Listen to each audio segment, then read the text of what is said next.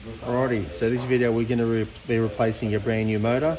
This fits Titan 540, 640, Wagner 323 or a 3.25. It's the same process. Motors have different part numbers though between those models. So the 540 and the 3.23 Wagner are the same. The 640 and the 3.25 Wagner are exactly the same. Alright, so first thing I've got to do is I've got to add some grease in here. Just bring the old new tub of grease out. And this is the right grease to use. It's got a part number on there, 314171. So I'm going to fill this section here up and the main bearings. And that's all I should need to do. I'm going to use my fingers for this. They're still pretty clean, and the bearing, the motor and everything else is still new as well. The bulk of this grease will disperse once the motor starts spinning, but we'll fill it in anyway.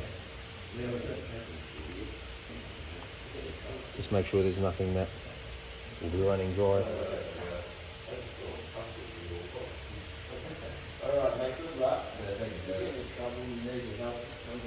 Okay, nearly done.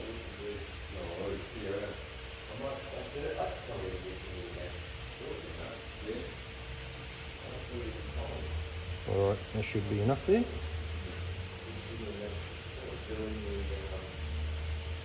Make sure there's plenty on the gear teeth. Okay.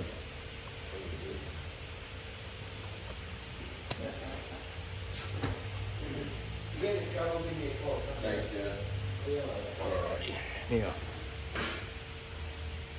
the old finger's a bit of a clean. So first thing I'm going to do is I'm going to line this motor back in, and it only goes in one way. So if you see there's 4 bolts, 2 on the bottom, 2 on the top, and that's the way, so that the big wide area goes to the top. So just slide that in. Make sure your active, neutral and earth wires that are coming in from the main feed do not get pressed anywhere, otherwise you'll have a short. Let's line that up, give it a bit of a turn, make sure it's sitting in, and yep, all good. So first thing I'm going to do is I'm going to install the motor bolts. There's 4 of them. These use a 3/16.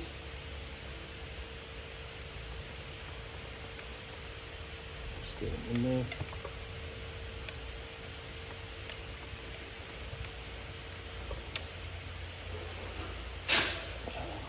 I'm going to do the rest with a power tool because it's a lot faster, but it's the exact same process. So I start it by hand.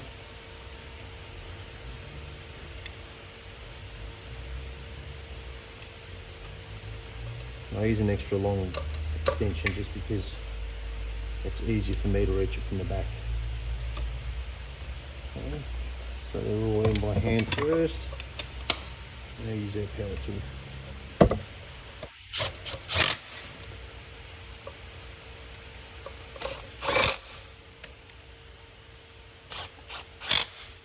Okay. Next step, we'll put our base plate in, or our bottom plate. But before we do that, I'm just going to finalise some electronics. So if you go back to the video where we stripped one of these motors, so this one we have to put everything back together. So first thing I'm going to do is I'm going to run the earth wire, and that has a spot right down there, and it's got an earth marking there. Make sure we're in view, so I'll use my extension as well. It's only a 1/4 inch. Line it up, screw it in.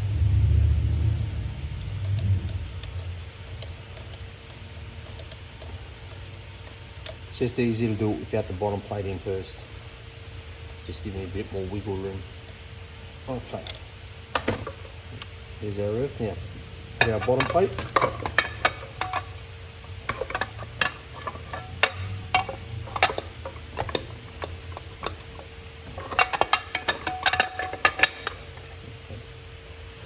So I'm going to mount it just to hold it in place for now. I'm not going to lock it in all the way just yet, just holding it in place so it doesn't move.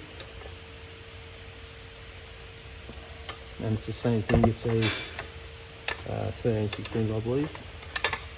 All right, now from here, I'm going to put my fan shroud. 2 slits coming in here. They go to the left, and that is for your hall sensor and your electric motor cables to the board. So just feed those in, slide that in, 4 screws. Now the screws in this machine are these type, both of them. So the short ones, these longer ones, they go into the back of the computer and on the bottom housing. These short ones are for these fittings here. So 4 of those, I'll use the Tom Thumb first, just to get in there.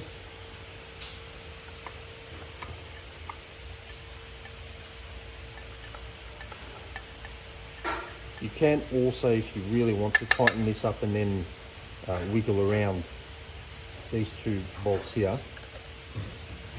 No particular order has to be done, I'm just showing you how I do it.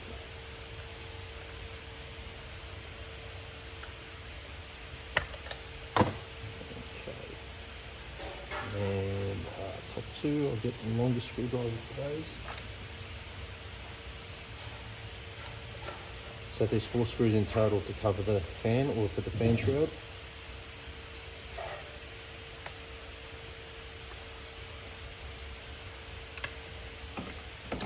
Okay. So now we can secure our bottom plate.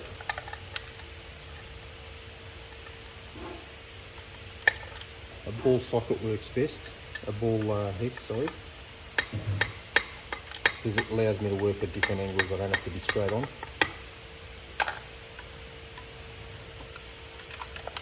There's a little slot here for it to go straight through. This is the difficult side, because I've got to keep pulling it out.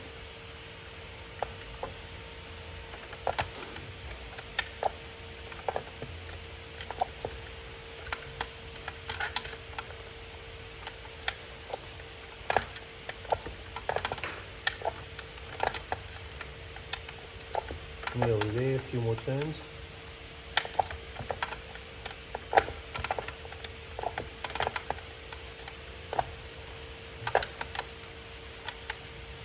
Now I don't have any specialised tools, everything here is an off-the-shelf tool. Alright, last thing I have to add to this motor. So I've got to put my earth screw back in. Now you can see from the last video how I showed you how I put 2 of them together. I'm going to redo the same thing. So I'm just going to feed my first screw in, my first eyelet, sorry, and just get that to bite. I'm only feeding the eyelet now because it means I don't have to undo it all the way. So I get that to bite a little bit. Make sure it's straight. Now get our spinner and just start tapping into it.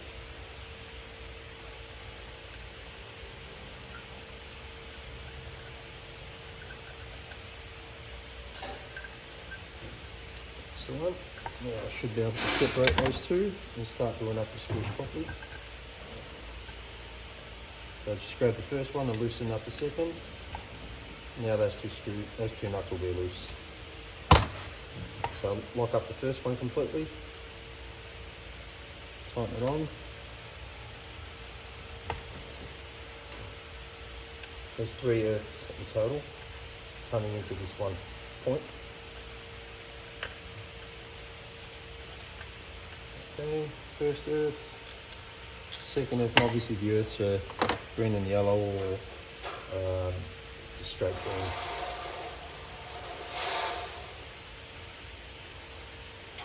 So second nut. And our third nut. That'll be the one with the star end on it, just to lock it in place.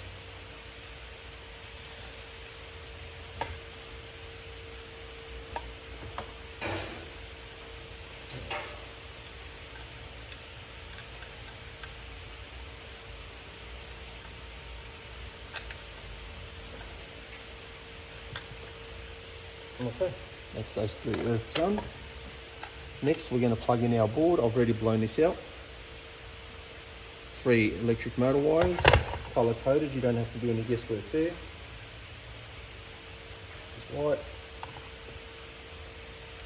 red, and black.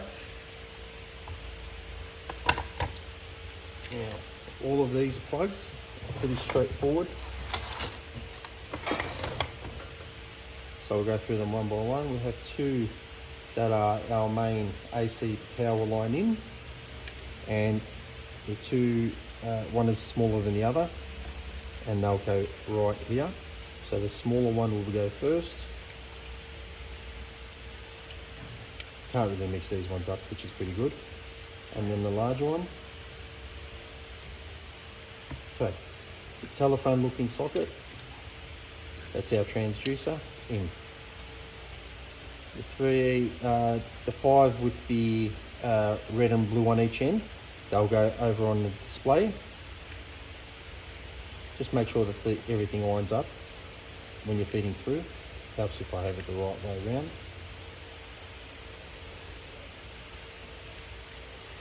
Next we have the three little wires. They come from the pressure controller or the potentiometer, and the last ones with the yellow on one end, they're the LCD display, not the LCD, sorry, LED display, and that's the board connected. Now we'll finalise it by locking everything in place. So we'll go back to the board cover. There's an opening in the bottom. Sorry, there's an opening, and that opening goes in the bottom, straight in. Tuck your wires in so they're only protruding from this little section. Oh, of course I've got the hall sensor. They wouldn't have been any good to us if it wasn't plugged in. Hall sensor. Okay, back to this. So get the bottom in first, and the top should line up. And straight in. Earth wire. This is the last of the earth wires. Okay. So we've got 4 screws to go in. 2 of them hold the whole assembly together, which is top right and bottom left. 1.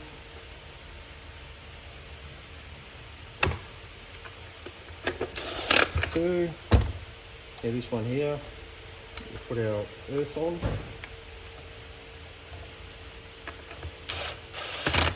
And last one is the bottom right.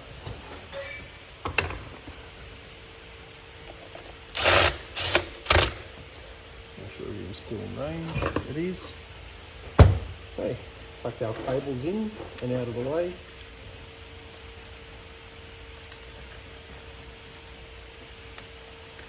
In particular the 3 motor wires, because they're a little bit thicker. Front cover or top cover.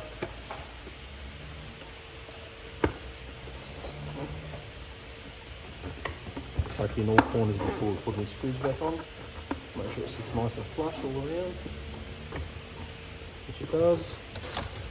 2 more screws, 1 on each end. Let's put it straight on the drill first.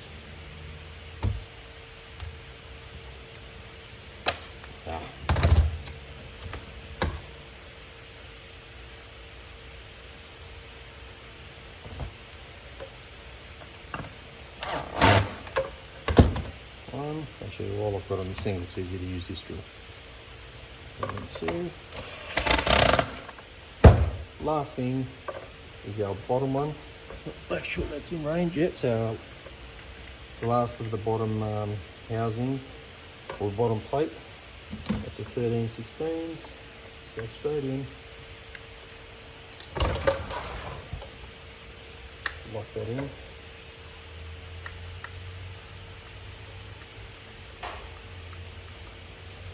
There we have it. Motor replaced on a 540, 640, 323, 325.